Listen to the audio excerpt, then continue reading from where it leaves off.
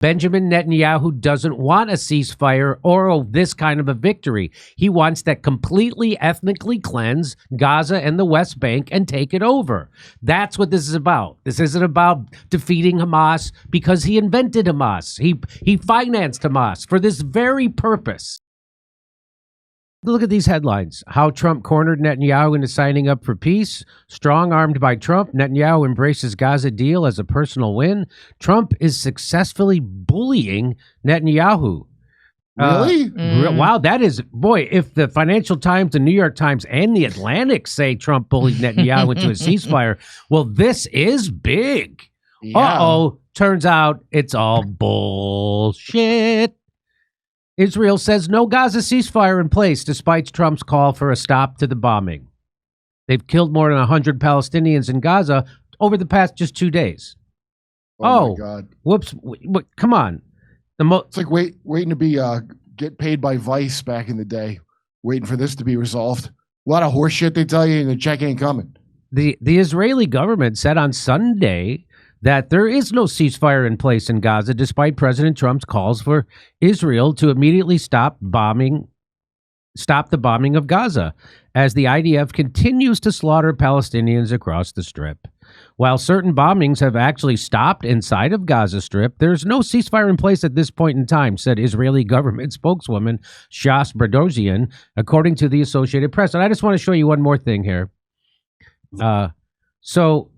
MJ Truth Ultra, Stephen Gardner sent me this. Trump to Netanyahu, I don't know why you're so effing negative. This is a win. Take it.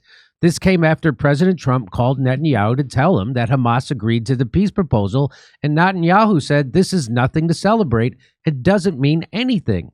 Not to mention, President Trump is applying maximum pressure on the Truth Social. He posted a photo of the massive protests in Israel urging Netanyahu to take the peace deal. Netanyahu is the only one who can F this deal up. So here it's from Axios. When Hamas came back with the yes, but to President Trump's Gaza peace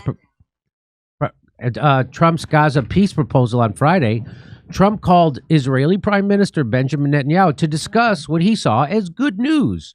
Netanyahu felt differently. Bibi told Trump this is nothing to celebrate and that it doesn't mean anything. A U.S. official with knowledge of the call told Axios.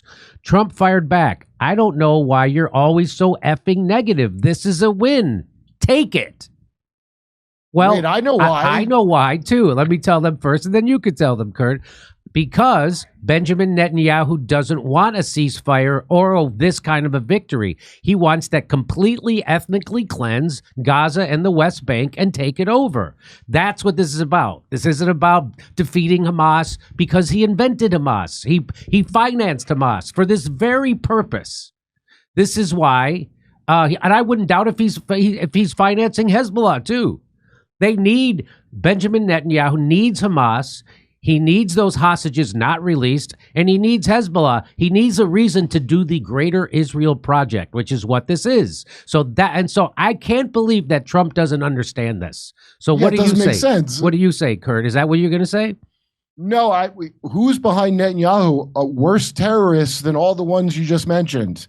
He's at the behest of those terrorists. Remember, he was going to go to jail, and they do lock her up in Israel. They lock up their. How did he stay out? The craziest, worst wingnut Zionist terrorists in Israel are backing him. So much like what's his name in Ukraine, Zelensky. The Nazis going to kill him. Where it turns out the Ashkenazis are going to kill Netanyahu as well. I bet you. So he's got to be afraid of that. That's his only backup is psychopath terrorists that Israel and America call terrorists. I bet you're right about that, actually. Yeah, just like Zelensky knows that he'll be hanging from a light post in Kiev if he does a peace deal. Same thing. Yeah. Same thing with Netanyahu. So here's what Trump tweeted out. He just tweeted this out, that this is in Israel, this is they're wanting a peace deal. The people of Israel wants a peace deal. So let's get back to the rest of the story. Let's see. On Saturday, Trump said that he appreciated that Israel has temporarily stopped the bombing, but on the same day, the IDF killed at least 70 Palestinians in Gaza. The IDF killed at least 129 Palestinians in Gaza over the last 2 days. The health ministry said in its latest release on Sunday that it recorded at least 63 of the 63 Palestinians and the injury of 153 over the previous 24-hour period. Wow. So Israel has quit the killing altogether. Yeah, much in the same way the British clergy can quit alcohol altogether, meaning they're not going to drink when they're sleeping. Medical sources have told Al Jazeera that Israeli attacks on Sunday killed at least 24 Palestinians, including at least 12 who were killed in Gaza City. According to Israeli media, the IDF was ordered to halt its operation to conquer Gaza City, but it has continued to bomb the area. One Israeli strike in Gaza on Saturday killed 18 people, including 7 children between the ages of 2 months and 8 years, according to a statement from Gaza's civil defense. The IDF also continues to kill desperate Palestinians attempting to get food. According to the AP, at least 4 Palestinians were killed near an aid site in southern Gaza on Sunday. On top of the violent deaths, Palestinians continue to starve to death amid the famine caused by the Israeli siege. According to releases from the health ministry, at least 3 Palestinians, including 2 children, died of starvation over the past 2 days. The ministry said on Sunday that its violent death toll since October 7, 2023, has reached 67,139, and the number of wounded has climbed to 169,000. Studies have found that the ministry's numbers are likely a significant. I'm going to guess there's over 400,000 people dead. That's my guess. And the reason why they can't the reason why they can't count them is because they're under rubble, and they bombed all the hospitals, and they're all under rubble. And they're liars as well. So yes. Oh yeah. By the way, Bibi deleted this tweet. He said, "We will continue to work in full cooperation with the president and cooperation with the president and his team in order to bring the war to an end in accordance with the principles set forth by Israel, which are consistent with President Trump's vision." He then deleted that.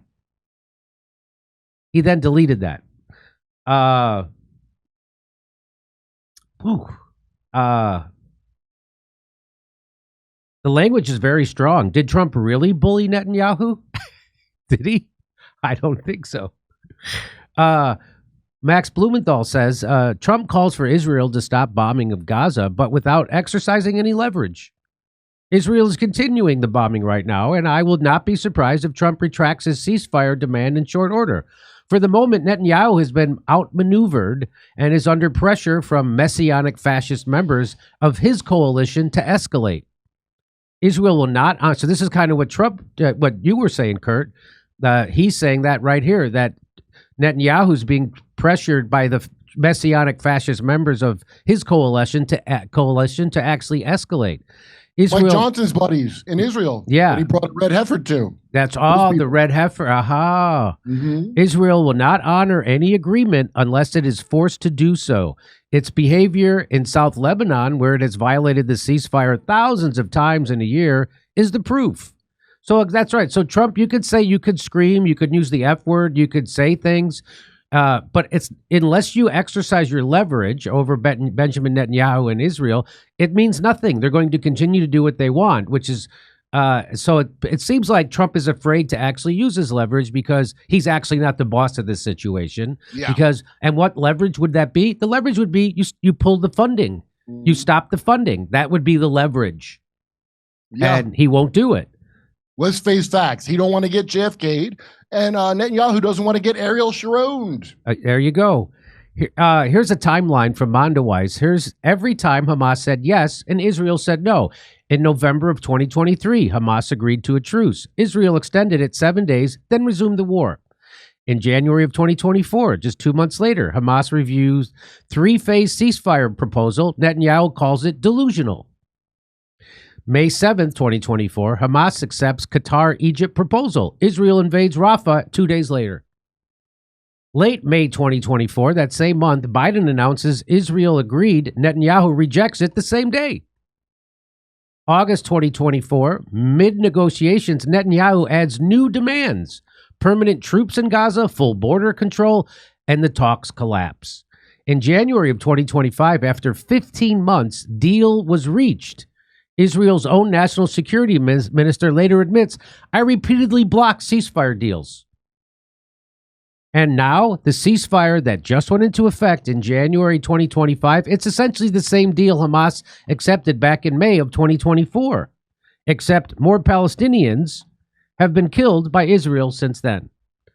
And I just want to let everybody know, I think he should write a new book, and it should be called The Art of the Broken Deal, because that's what Israel has broken every peace agreement and every peace deal they've ever had with anybody ever. Israel More like does. the fart of the deal, Jimmy. What's that? More like the fart of the deal. The fart of the deal, not the art of the deal. Netanyahu, this is a headline in Washington Post. Netanyahu, America is a thing you can very easily move. Well, he's got us there. He's got us there. And we all know someone who thinks that's a perfectly normal thing to say about a country you live in from someone who doesn't live in that country. I have friends that I have to say thinking is just not for them. They keep confusing the television, what the television tells them, with what they're coming up with in their own head. And well, here's Benjamin Netanyahu in the 80s. Let's listen to what he said in the 80s. So the reporter says, we don't have America with us. And Bibi Netanyahu says, U.S. is not a united bloc. We have the Senate, the Congress, and a record-strong Jewish lobby on our side.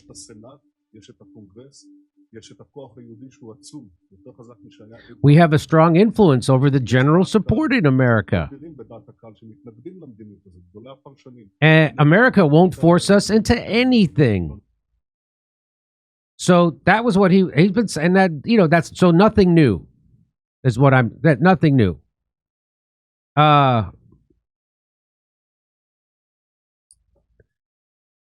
And so there's that. So anyway, so I know people will tell me, no, Jimmy, you're taking word for word exactly and precisely what he said, completely out of context. He just meant he could get us to do his laundry. That's what he was really talking about.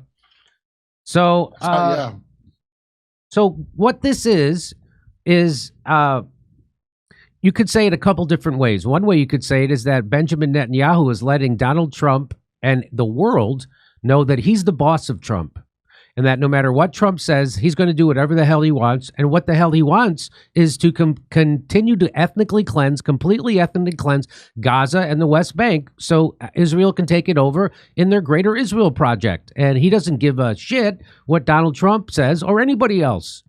And Donald Trump is his bitch. Donald Trump is a cuck to Israel. Donald Trump has handlers, because if Donald Trump wasn't taking orders, Donald Trump would stop the funding of Israel. If he really wanted to stop the killing and the slaughter and have a peace deal, Donald Trump could snap his fingers and it would be done. But he's not. For some reason. But he won't do it for some reason. And it's probably because he doesn't want to get JFK'd.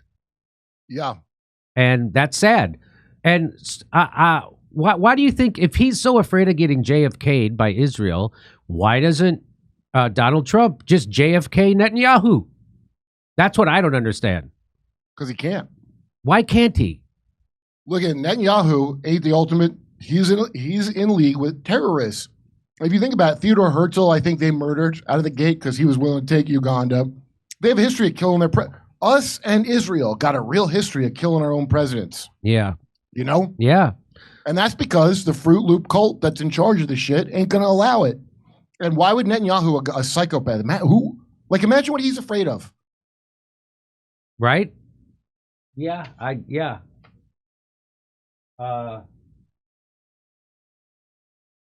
mean, just imagine the kind of psychopaths above Netanyahu. Who could scare him enough to take back a tweet? You're right. I've never heard him apologize for a tweet or walk it back. So that's what's happening right now, right out in the open. Everybody sees it. Trump is not the boss, and Benjamin Netanyahu is the boss of Trump. And Trump is, it appears, will never use his, just like the Democrats in Congress, they will never use their leverage for their average people. Donald Trump will never use his leverage to get a peace deal and end the slaughter in Gaza. Well, plus Shadow President Larry Ellison wouldn't allow that. That's right. Shadow President Larry Ellison. You're worried about Peter Thiel. How about Larry Ellison in there? Larry Ellison, who now controls TikTok, controls CBS News, controls Paramount, which is everything, which is like 1/6 of the American media.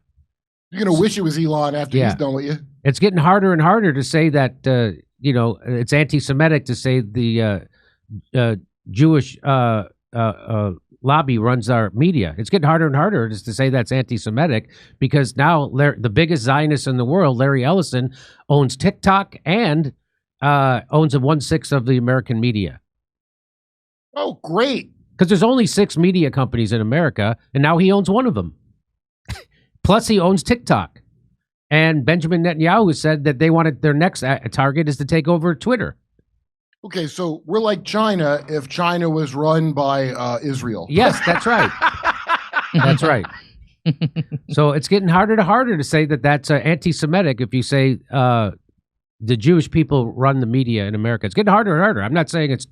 But here we go. Anyway, if you want to hear my jokes about this, I'll see you October 19th in Irvine, California. Then we're going to Australia and Burbank, California the day after Thanksgiving, and Pottstown, Pennsylvania on December 6th. Go to jimmydore.com for a link for tickets.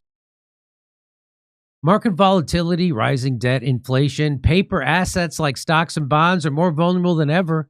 That's why it might be time to consider moving a portion of your savings into something real, physical gold and silver. My friends at Monetary Gold specialize in helping people just like you create a customized game plan to protect their retirement. With an A+ rating from the Better Business Bureau since 2000 and the trust of more than 45,000 clients nationwide, they know how to make this process simple, secure, and tailored to your needs. When you call, they'll walk you through your options and answer your questions. No pressure, just real information. Ask how you might qualify to get your annual IRA fees covered for life. It's a special offer just for my friends. Reach out and speak with Monetary Gold Specialist today. Your financial future deserves more than hope. It deserves a strategy. October 19th will be in Irvine, California. We'll be in Australia. Then we'll be in Burbank, California the day after Thanksgiving. And then Pottstown, Pennsylvania, December 6th. Go to jimmydore.com for a link for tickets.